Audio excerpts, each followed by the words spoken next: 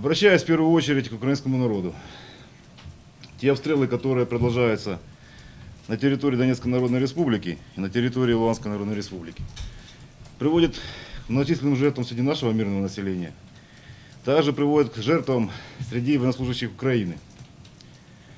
Хочу напомнить украинскому правительству, что последняя встреча в Минске, на которой я присутствовал, поднимался вопрос об отводе тяжелого вооружения с линии разграничения. Тогда Украина успешно это предложение отклонила. Она считала, что на линии разграничения можно будет оставить танки, минометы и всю остальную технику, которая позволяет вести активные наступательные действия украинским войскам. Хочу обратиться к украинским военнослужащим, тем, которые сейчас сидят в окопах.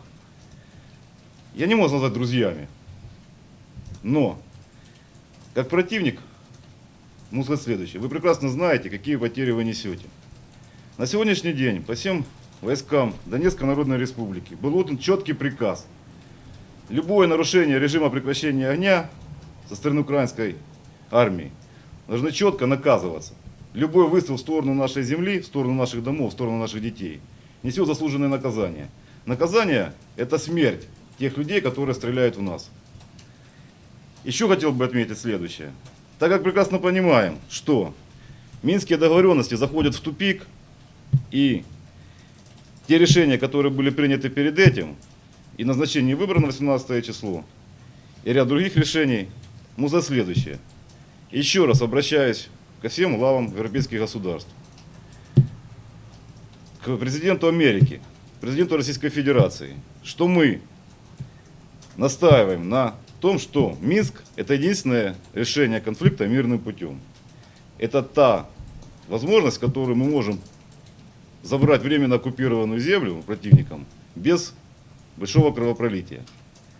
Просим вас объяснить это Петру Порошенко, что мы сейчас готовы рассматривать все мероприятия, которые позволят нам установить прочный мир на территории всей Донецкой Народной Республики.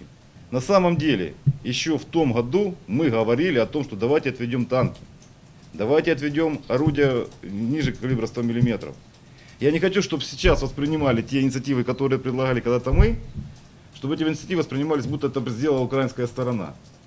Вот, я хочу просто сделать историческую справедливость.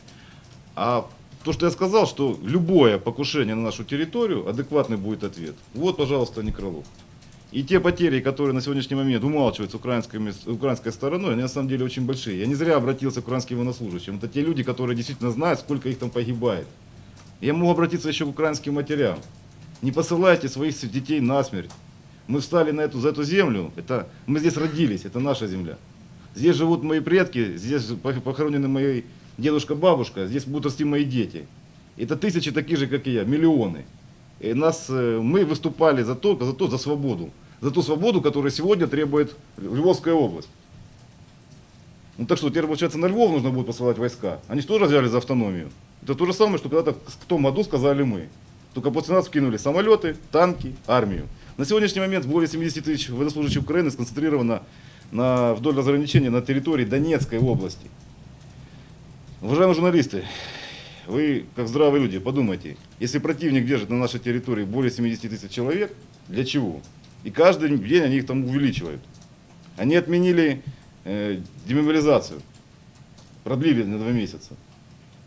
Массово приходят повестки уже во все полностью структуры. Водоканал, электроснабжение, на шахты. Людей хватает практически на улицах.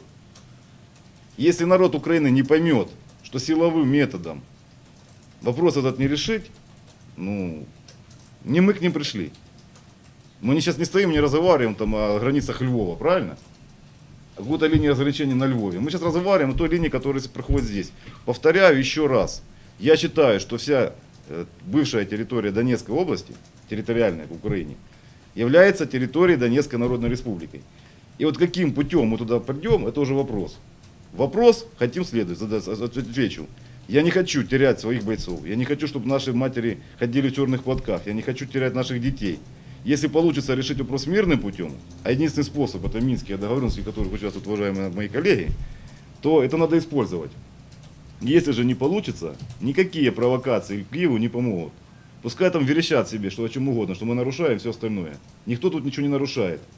Уйдите с нашей земли, вы будете жить. Это единственное требование, которое мы все сразу, мы все, это требование поддержит любой житель Донецка, любой. Вы можете выйти на улицу, любого спросить. Мы не хотим войны, мы ее не начинали. Но если уже взяли в руки оружие, то мы с честью свою землю сможем защитить, с честью, любыми путями. И путем дипломатии, и военными способами. У нас хорошо организованная, отлично обученная, неплохо вооруженная армия. Наш противник нас научил воевать. Мы меньше чем за полгода превратились не в отряды ополчения, которые, кстати, выдержали те удары, которые наносила нам та же регулярная армия. Сейчас мы уже другие. Пускай противник задумается, какие потери он понесет для решения каких-либо там своих политических интересов. И кукловоды, которые сидят в Америке, не помогут. Сегодня Львов, завтра Мукачево, послезавтра Полтава, что еще? Ивано-Франковск, Тернополь, Николаев, Херсон, Запорожье, Харьков. Уважаемые жители Украины, вы должны сами понимать, куда вы идете, какая власть вам нужна и что вы с этой властью будете потом делать. Вы скакали на Майдане ради чего? Что вы кричали? Люстрация власти, нет олигархии, нет коррупции. Так сделайте. Или только скакать умеете. Прекратите прыгать, как обезьяны. Делайте те вещи, которые вы должны сделать сами. Вот, львовяне поднялись, молодцы. Правый сектор сказал, долой Порошенко. Первый раз в жизни, два раза я уважал правый сектор. Когда они сбили геев во Львове, в смысле в Киеве, простите. И когда пытались убрать Порошенко. Вы знаете, в первый раз в жизни я понял, что да, в правом секторе нормально, такие же мужики. Как в анекдоте, Штирлиц. По Берлину идут геи, не штурмовики, это геи. Ну, до чего вы катитесь? Чтобы страна превратилась в какую-то европейскую клоаку? Не надо. Хотите мира? Давайте разговаривать. Хотите воевать? Ну тогда начинайте уже тогда. Что ж вы сидите? Кулаками там трясти по телевизору очень даже неплохо получается. Сюда приедь, пускай пообщайся. Я ему сам выйди. Кстати, я уже ходить начал. С палочкой, но уже начал ходить. Скоро ходить начну без палочки. А без палочки это Дебальцево.